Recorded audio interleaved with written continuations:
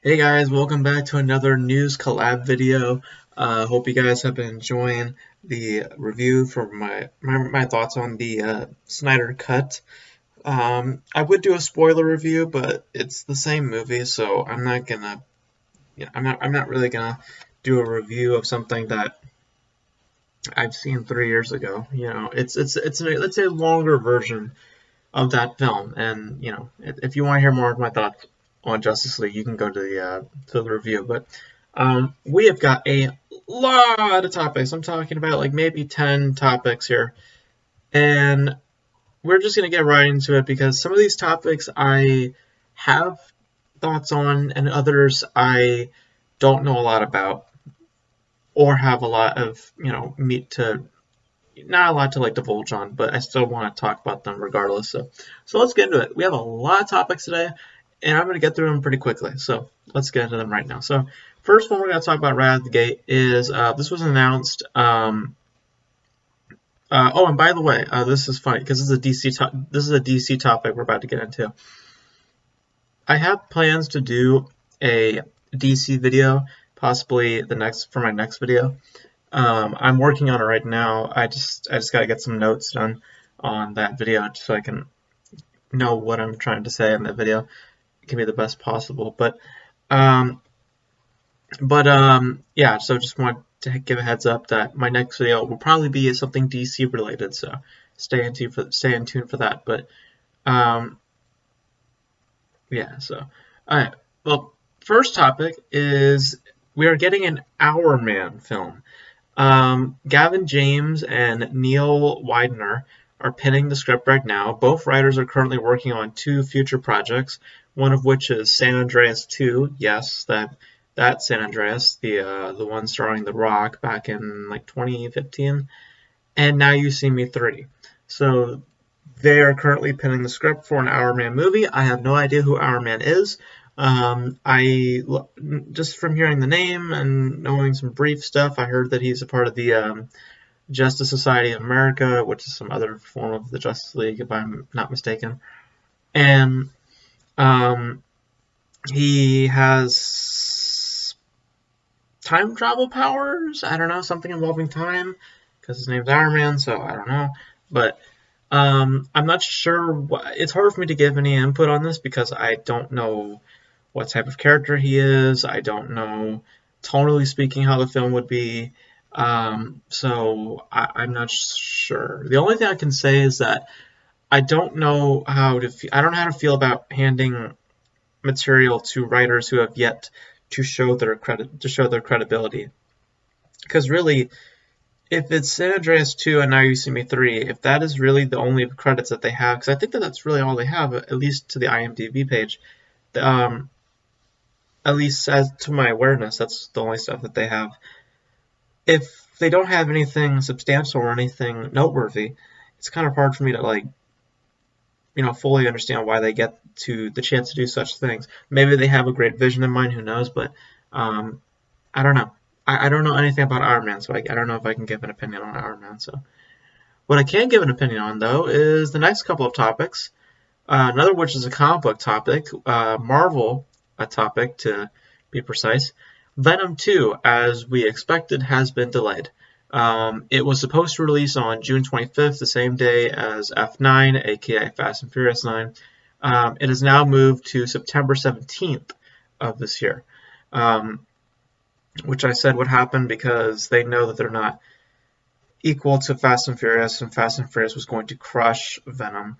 Um, and I'm not sure where that puts Venom now. I'm actually going to look it up right now. I'm curious where that puts Venom in terms of a release schedule, and what type of competition it would have in those months. I still think, though, let me see right now, just because I just want to see what films are coming out. Okay, let me see. We have.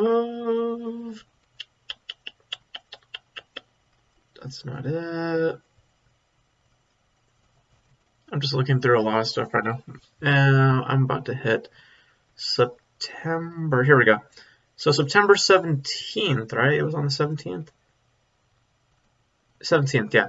Okay, so according to IMDb, its competitors would be Death on the Nile, the sequel to Murder on the Orient Express, the one directed by Kenneth Branagh, which I didn't hate. I thought it was okay. And The Man from Toronto, starring Kaylee Cougar and Woody Harrelson, Kevin Hart, and directed by Patrick Hughes. Patrick Hughes, that name sounds familiar. Oh, he did Hitman's Bodyguard. So, um, and he's also in post production on the sequel to Hitman's Bodyguard. So, not a lot of big competition. So it should do totally fine in that slot and in September in general, unless My Little Pony somehow trumps it, because My Little Pony is also coming out in September. Moving on. Let's get into another sequel topic. One of which I'm actually kind of surprised it didn't happen sooner because of a couple of reasons, and that is that we are getting a sequel to Puss in Boots. Yes, that Puss in Boots from Shrek, the spin-off film that came out back in 2011, of course, with Antonio Banderas playing Puss in Boots. I really liked Puss in Boots. That film was entertaining, and it was actually directed by Chris Miller, the same guy who would do Shrek the Third. I believe he also did something else. Let me make sure I'm knowing what I'm doing. Yeah, he's done Shrek the Third. I believe he does also a bunch of voices within the Universal stuff. So he's stuck. He's had his hands all over the Shrek universe and stuff, and I think that he actually did a fairly solid job with the sequel, and I was actually the sequel with Puss in Boots, the film, and I just found it to be entertaining. It's not like amazing, but it's a good piece for what it is. It looks like the sequel is now happening, and I'm looking forward to it. I mean, I had fun with the original. So Antonio Banderas is reportedly returning to voice the title character. So I mean, I'm looking forward to it. This sounds interesting to me, at least. So sign me up. I want to see it. I believe they're doing the 5th Shrek too, so that'll be interesting. Okay, let's talk about the Oscars, because the nominations had come out, as well as some stuff about the ceremony, which we'll get into in a minute, because some of this stuff about the ceremony is just honestly stupid. But in terms of the nominations, it's pretty much as we expected it to be. We knew that Nomadland was going to get a bunch of nominations. We knew that Mank was going to get a lot of nominations. But there were obviously some surprises, one of which I was very happy to see. Well, actually, two of them. Lakeith Stanfield for Judas and the Black Messiah, up for supporting actor, which I was very happy to see him on that list, because he was, to me, far better than Daniel Kaluuya, who will be winning that award for supporting actor. And Thomas Vinterberg for Another Round for director, which, for anybody who saw my list for 2020, you would know that Another Round was one of my favorite films of last year, and one of the best directed films of last year. So I completely agree with that nomination being there. There are a few snubs, as there always are. Just to name a few, and a snub also, guys, has to be something that had a legitimate shot to be nominated. So don't be nominating or putting up things that had no chance in hell to be nominated.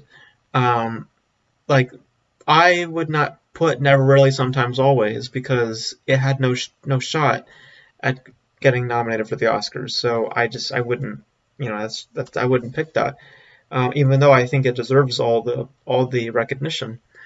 But some of the ones I think that were snubbed, obviously, Delroy Lindo for The Five Bloods. I think that he should have been in those 5. I have not seen Anthony Hopkins in The Father, so I cannot say whether or not I would put him on that list. But Maybe once I see it, maybe I might change my mind. I think it comes out in like a few days. So um, the I'm trying to remember who else is on that list, the best actor list. Yeah, I've seen pretty much the rest of them. I've seen Steven in Minari, which you see my review for. Chadwick Boseman obviously is going to win that one. Rez Ahmed is amazing in that film. He's my favorite. My favorite lead performer of last year, and of course Gary Oldman for Mank. Um, but beyond the acting categories, I would say that some of the other ones involve screenplay, which was, I think, Jack Fincher for Mank. I think he should have been nominated. Again, Mank is a very technical-based film. It's more or less about the technicalities that are more impressive versus the actual storytelling mechanics. But I do think the dialogue itself is actually quite good. So I think that Jack Fincher should have been up there for a nomination, as well as Ludwig Göransson for Tenet. His score for Tenet was one of the best of last year, one of the most, if not the most unique score of last year. Um, but getting into the ceremony itself, I think that the way that they're handling the ceremony is extremely naive, and I think very problematic. Because their policy with this is if you cannot attend in person, you will not be invited at all in any capacity. And that goes to everybody. That goes to the nominees, that goes to the guests, that goes to the presenters. If you cannot get there in person, you are not going to be invited or be um, presented in any regard. Basically, Zoom meetings and stuff like that have been put out of the question.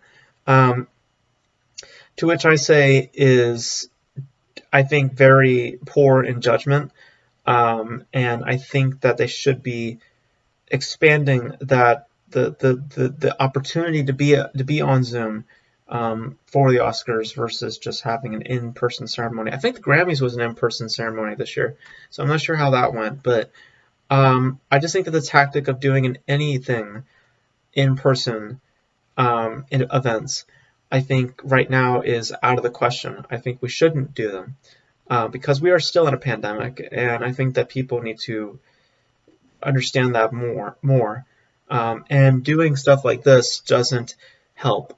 Um, and it's just incredibly risky. I don't care how much COVID protocols they have in place, because they also mentioned in the article that they have going to constantly be doing COVID testing around people. But I personally don't care about that, because there's always going to be problems um, with stuff like this moving forward. And I think that it just, at the end of the day, is more risky to do versus just doing a Zoom meeting or doing with something to the effect of the Golden Globes, where you can have some people in the audience and you can have some host there and there, but packing an entire auditorium filled with celebrities, filled with people, I think is right now at this moment in time just not the best tactic in the world, and I do hope that they backtrack um, from this decision, because I think it is incredibly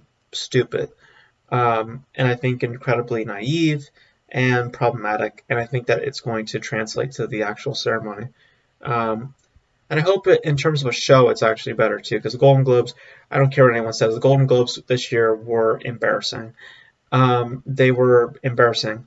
The jokes never landed. Amy Poehler looked like she wanted to get the hell out of. Amy Poehler looked like but both hosts looked like they wanted to get off stage. Like that's how bad the show was. Is that the hosts themselves didn't even want to be on stage anymore.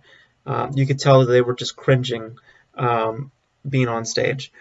So that speaks volumes to the quality of that particular ceremony.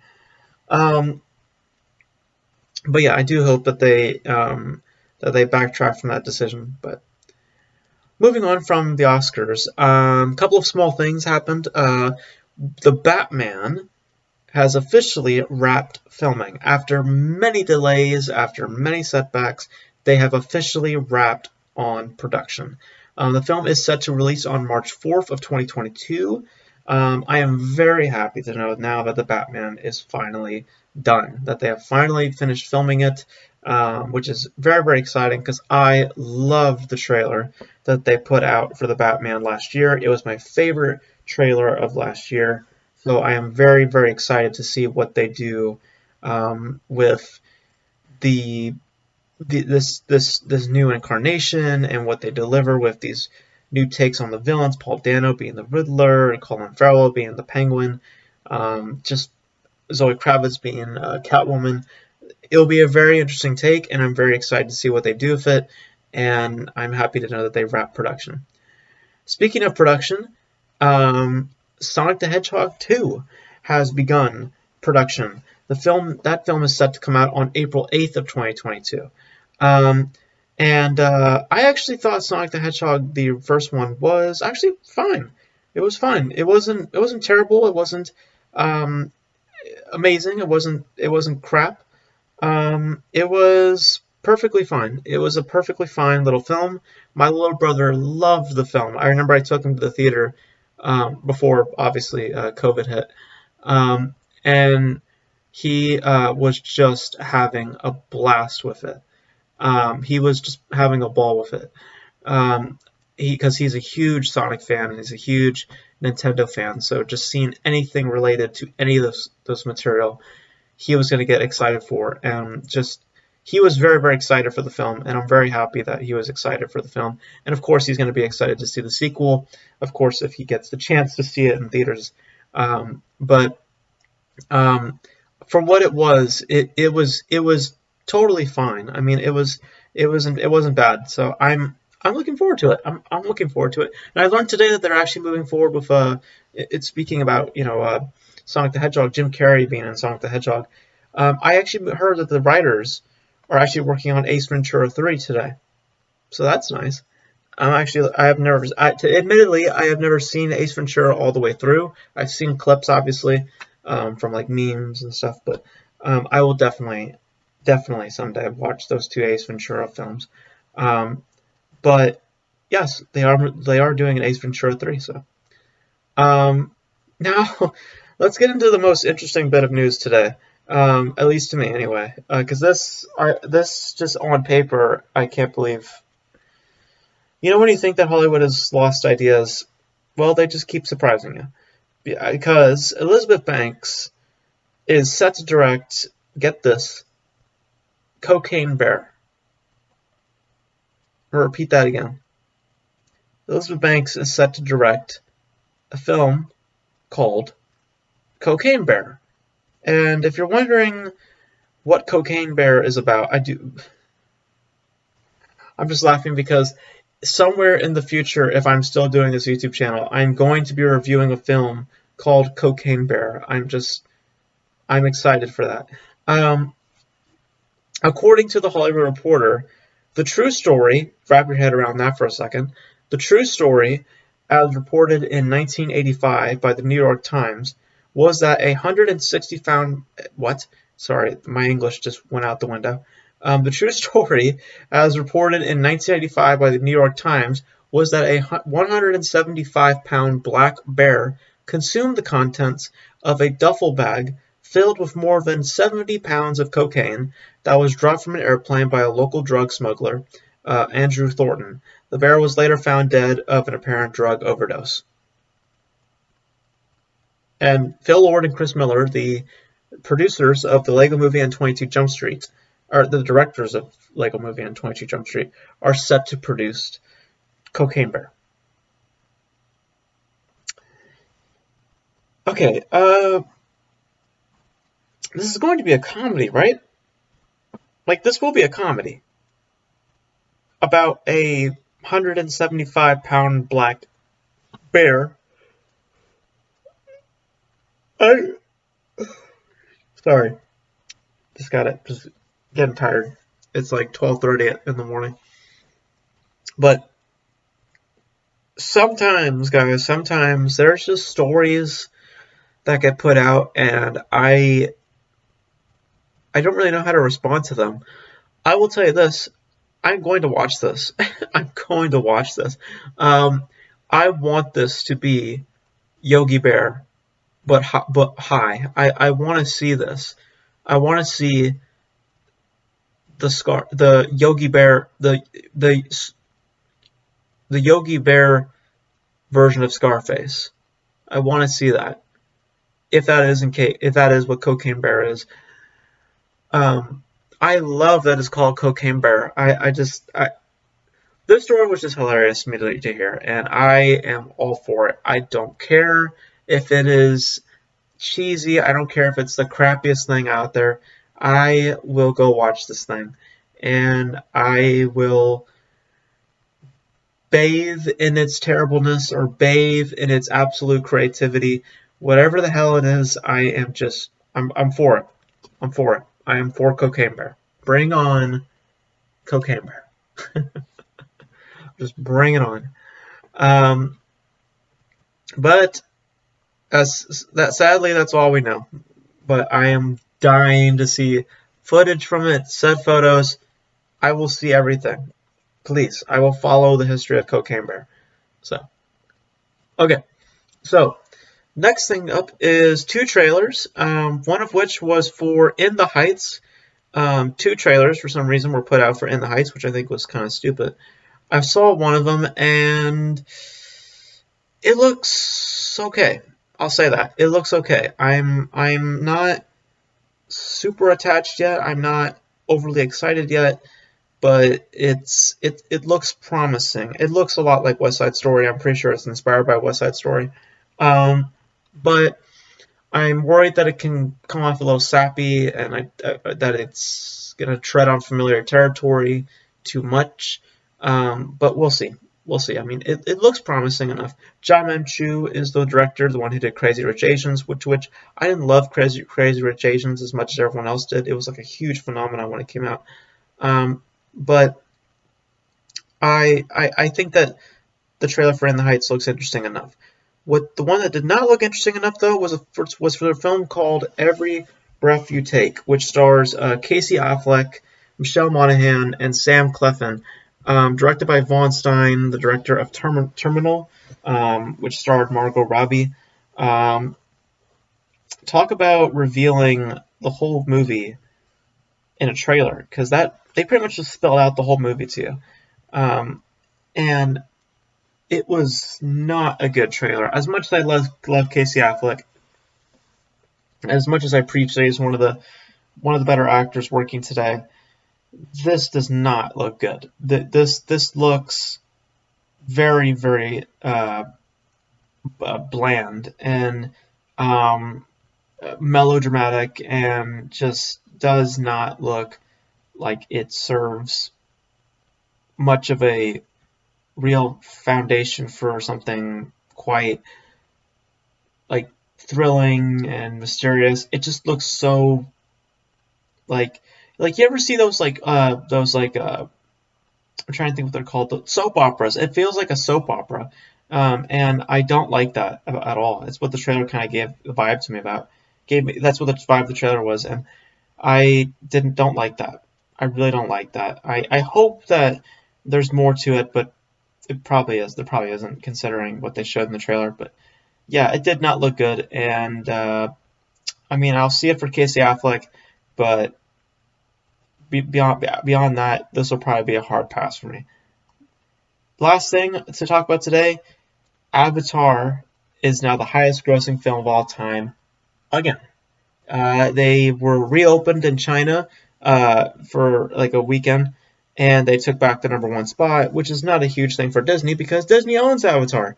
So they now own #1 and #2. They have Avengers Endgame at #2, and Avatar will be #1. And I remember John Campea said something funny about that, which is that they might just flip back and forth throughout the years, that Avengers becomes #1 again, and then Avatar becomes #1 again, and then Avengers becomes #1, and then Avatar. That'd be a very funny like back and forth. It would just be so like, it'd be like the biggest ego thing of all time. It's like, hey, we have the second highest grossing film and the first highest grossing film of all time. Let's just play around with them every 5 years. That would be funny. And imagine like WB somehow is like able to crack #1. That would be like funny. But yeah, guys, that is pretty much it for the news for today. I'm a little bit tired, as you can tell. If I seem a little like out of it, I'm just a little tired. But hopefully I got through all these topics coherently and was able to give you guys some good thoughts on each of them. You guys let me know your thoughts about all this stuff, and let me know your guys' thoughts about mainly the Oscars, some of the nominations, and just the overall ceremony stuff that's been going on with it. And let me know your guys' thoughts on all that. And like I said, my next video will probably be a DC related video, so make sure to check that out when it comes out. And that is pretty much it for this video, guys. Hope you guys enjoyed it. Be safe, be protected, wash your hands, social distancing. We'll get through this together, guys. We'll get through this together. Until next time, I will catch you in the next video. I am just tired. I am just gonna go to bed. I don't know how to properly end my videos anymore. So, thank you guys for watching. I'll catch you guys next time. Peace.